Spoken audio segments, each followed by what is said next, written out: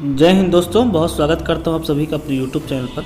पिछले वीडियो में मैंने बताया दोस्तों कि 90 से अधिक पदों पे वैकेंसी निकाली गई है स्वास्थ्य विभाग के द्वारा जनसंपर्क वेबसाइट से, और मैंने बताया था कि ये धमतरी जिले से संबंधित है और इसके आय की अपडेट आज के इस वीडियो में दूंगा दोस्तों। सभी चीज़ मैं बता दूंगा।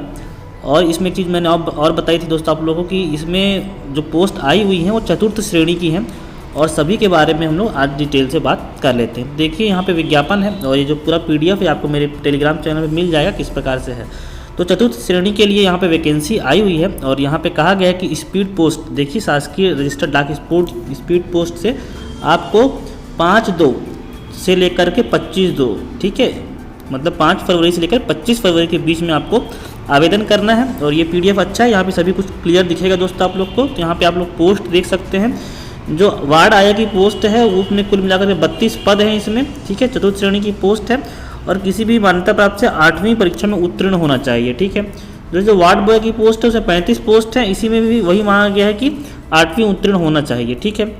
आगे मैंने बताया था भृत्य की पोस्ट आई हुई है, यहाँ पे 3 पद हैं यहाँ पे, और 3 पद में आपको यहाँ पे मांगा गया है कि 8वीं पास होना चाहिए। सभी में 8वीं पास की रिक्वायरमेंट आई हुई है। स्वीपर के लिए भी यहाँ 5 पोस्ट है और धोबी के लिए भी यहाँ पे 1 पोस्ट है। सभी में क्या मांगा गया है, सिर्फ 8वीं पास मांगा गया है। इसमें इंपॉर्टेंट ये कि आपको अप्लाई कैसे करना है तो मैं बता देता हूँ। यहाँ पे देखिए चौकीदार की 7 पोस्ट है, OPD ऑपरेटर की 8 पोस्ट है, यहाँ पे 8वीं सभी में मांगा गया है। ग्रुप D की पोस्ट है। अब देखिए दोस्तों ये इतना गलत हो रहा है इसमें कि यहाँ पे परीक्षा के लिए शुल्क मांगा गया, परीक्षा शुल्क, जबकि कोई भी परीक्षा यहाँ पे नहीं आयोजित की जाएगी, ठीक है। यहाँ पे सामान्य वर्ग के लिए 350 रुपये मांगा जा रहा है, ठीक है। OBC से यहाँ पर 250 रुपये मांगा जा रहा है, 200 रुपये अनुसूचित जनजाति सैनिक से मांगा जा रहा है और दिव्यांगजन का निःशुल्क रखा गया है। अब इसमें आपको सिर्फ अप्लाई करना है, किसी प्रकार का एग्जाम नहीं लिया जाएगा आपसे, और डायरेक्ट आपको अनुभव और शैक्षणिक योग्यता के आधार पर मेरिट लिस्ट जारी कर दी जाएगी।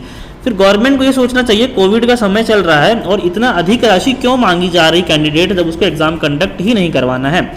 आगे देखते हैं दोस्तों, यहाँ पे लिखा गया है साफ साफ कि शासकीय आवेदन शासकीय रजिस्टर्ड डाक स्पीड पोस्ट से ही स्वीकार किए जाएंगे, अन्य माध्यम से प्राप्त आवेदन पत्र मान्य नहीं किए जाएंगे। इसकी पृथक से कोई सूचना जारी नहीं दी जाएगी और परीक्षा शुल्क जो है केवल DD के द्वारा ही स्वीकार किया जाएगा। आपको डिमांड ड्राफ्ट बनवाना पड़ेगा, ठीक है। अब यहाँ पे कुछ नियम और शर्तें दी गई हैं, इसको आप लोग अच्छी तरह से देख लेंगे, लेकिन कुछ जो इंपॉर्टेंट है उसको हम लोग को बता देता हूँ। चतुर्थ श्रेणी के पदों पर भर्ती शैक्षणिक अर्हता एवं अनुभव के अंक के आधार पर तैयार मेरिट से की जाएगी। मतलब इसमें किसी प्रकार की लिखित परीक्षा की बात नहीं की गई है, लिखित परीक्षा नहीं ली जाएगी और काफ़ी ज़्यादा यहाँ पे फीस ली जा रही है बच्चों से। अब देखिए यहाँ पे आगे मैं बताता हूँ कि ये लिखा गया कि अभ्यर्थी को आवश्यक वांछित शैक्षणिक अर्हता, अनुभव एवं अन्य वांछित अर्हता आवेदन की तिथि तक धारित करना आवश्यक है। मतलब 8वीं पास अभी हो जाएंगे तो ठीक है।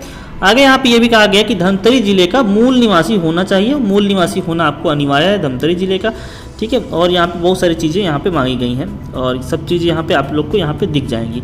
आगे जो इंपॉर्टेंट है वो मैं बता देता हूँ दोस्तों आपको, पूरी तरह से आप लोग को आवेदन पत्र यहाँ पे पढ़ लेना है, उसके बाद ही करना है, ठीक है। और जो सीमा है, न्यूनतम आयु सीमा 18 वर्ष है और अधिकतम 35 वर्ष होना चाहिए, और यहाँ पे 5 वर्ष महिलाओं को 10 वर्ष, कुल मिलाकर के 45 वर्ष अधिकतम यहाँ पे छूट भी दी जाएगी।